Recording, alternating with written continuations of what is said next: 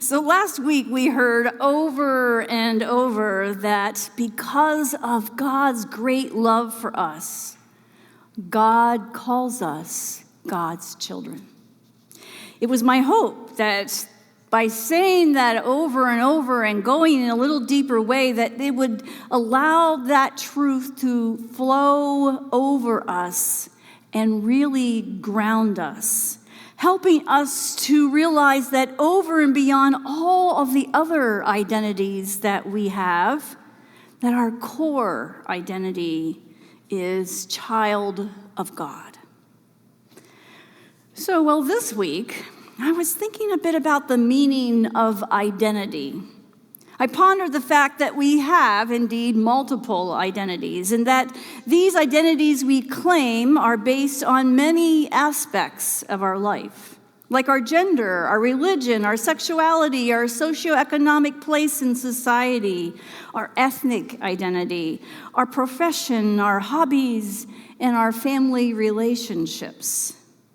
And then I thought how many of us like to be identified by the sports team or teams we root for. We even may go back to our college days and we say things like, I'm a Husker or something. What is that Nebraska thing? And we say things like, I'm a Raiders fan or an Aces fan. Pardon me? Oh, okay, see, she's not ashamed to explain to us that she is a Spartan. She comes right out and tells us. This goes into the sermon. Thank you, Robin. We also may identify ourselves by our health style preferences, like I'm vegetarian or vegan, I'm an early riser, I'm a marathoner, swimmer. I thought about how all these multiple identities can be held concurrently, and they can be complementary. So if you have a pencil, well, there's one in front of you, or a pen or a pencil in front of you, feel free to jot down, maybe on the edges of your bulletin, or on the other side of one of the papers up in there. Jot down a couple of characteristics that identify who you are. And then feel free to add to that list as we go along this morning in the sermon. So you may have started that. I'm not going to give us a lot of time for us to write that down, but we have this list, perhaps in your head, this list that says, I am ... and Robin's already let us know that she's a Spartan. But how do we let people know our identity? Well, there you go. You shout it out and you tell people who you are.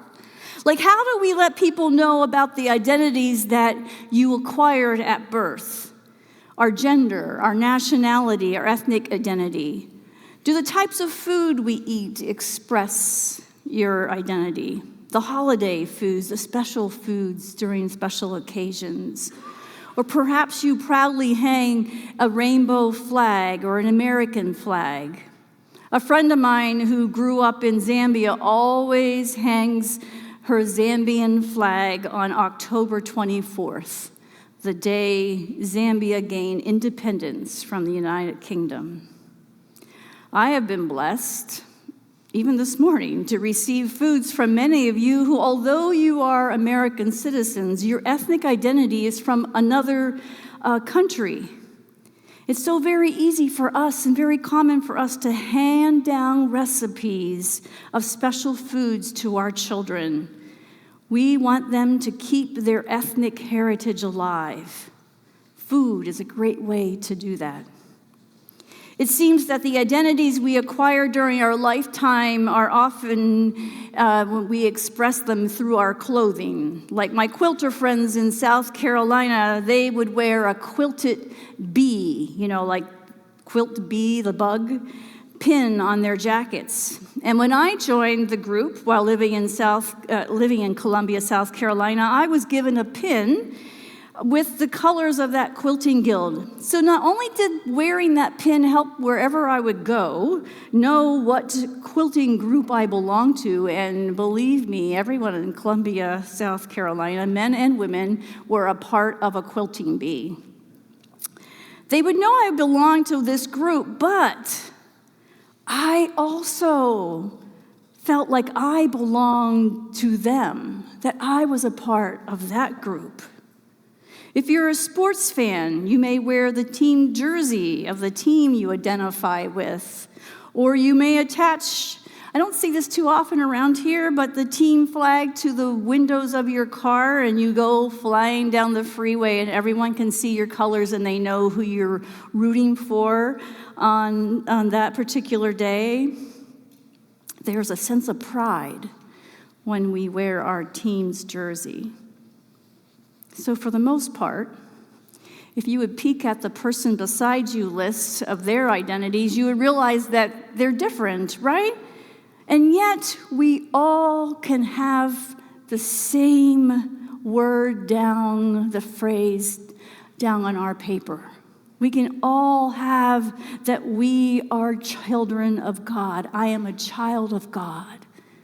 That is what we are all about. Each of us, we have this in common. But how do we let people know this core identity? How do we let people know we are followers of Jesus? The early church had an interesting way to publicly express their identity. Historically, Easter was an important time for tattoos. For many early Christian groups, they would get a tattoo. I bet you didn't see that coming, did you? Some historians believe that it began to be in solidarity with Christians who were prisoners and slaves. The Romans and the Greeks had this thing that when they would have a prisoner, they would put the tattoo right on their forehead, a word or a letter that described the crime that they had committed. And after Jesus' death, around year 30 CE, Rome started to enslave Christians, and so they would put a tattoo on their forehead. And the early Christians who weren't enslaved, they got tattoos of fish or lambs. They did it for themselves so that they could be identified as Christians, as followers of Jesus, and to be in solidarity with their enslaved brothers and sisters. These days, some churches in the Middle East incorporate the practice of getting a tattoo into their baptismal ritual. Anyone want to try that? I'm game, But, well, actually, my friend Naomi, a Lutheran clergy person, before the current bombings of Gaza, she would take several tours to Palestine during each year, and she would make sure that she would take the group to see Wassim Razzouk. Wassim Razzouk is a tattooist in Bethlehem whose family have been tattooing Christians since the 1300s. So the writer of today's 1 John passage doesn't say anything about tattoos. It was written about around 95 CE, but what we know from biblical historians, this early church, which was probably the church of Ephesus, was becoming nonchalant, if you might say it that way, indifferent about their faith. And by this time, the persecution of Christians was very common. Perhaps that had some influence on their indifference. It was the hope of the writer of 1 John to motivate these Christ followers' faith. He encourages them to express their faith publicly. And he says, in so many words, what Jesus told his followers, the first followers, that loving others is how you will let people know you are a Christ follower. It's your actions. He says you may love God in theory, you may read and study the Bible. You may know what it says inside and out. You may have the right signs on your doors and the lamb and the fish tattoos on your arms. But if you are not loving like Jesus, then you do not really have the love of God alive in you. So what does this love look like? The writer says, loving like Jesus involves laying down our lives for one another. Sacrificing our time, our talent, and energy was not just for Jesus.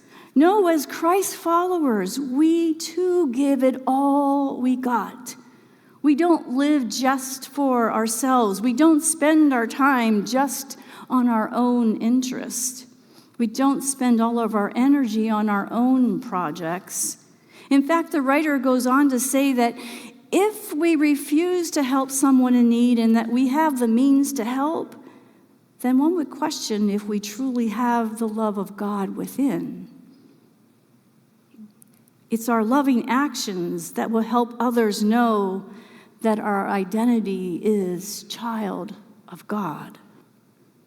We can talk big. We can say all the Christian phrases we've learned as kids. We can sing in the choir and even lead a small group. But if we are not loving, then our identity is tarnished. But really loving like Jesus is hard, right? In 1 Corinthians, we read that love is patient and love is kind, and love is not envious or boastful or arrogant or rude. It does not insist on its own way. It's not irritable. It keeps no record of wrong. It does not rejoice in wrongdoings, but rejoices in the truth. It bears all things, believes all things, hopes all things, and endures all things.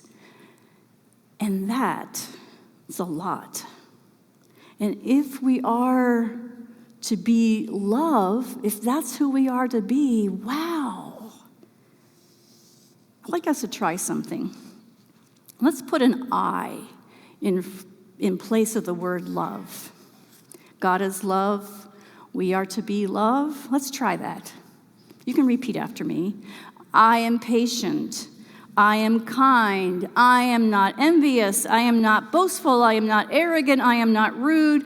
I do not insist on my own way. I don't keep record of wrongs. I go out of my way to help someone in need. And well, maybe I have lost you. Because maybe, like me, you realize that you're not measuring up when it comes to loving like Jesus. So maybe we can understand a little bit why this early church was coming across as half-hearted.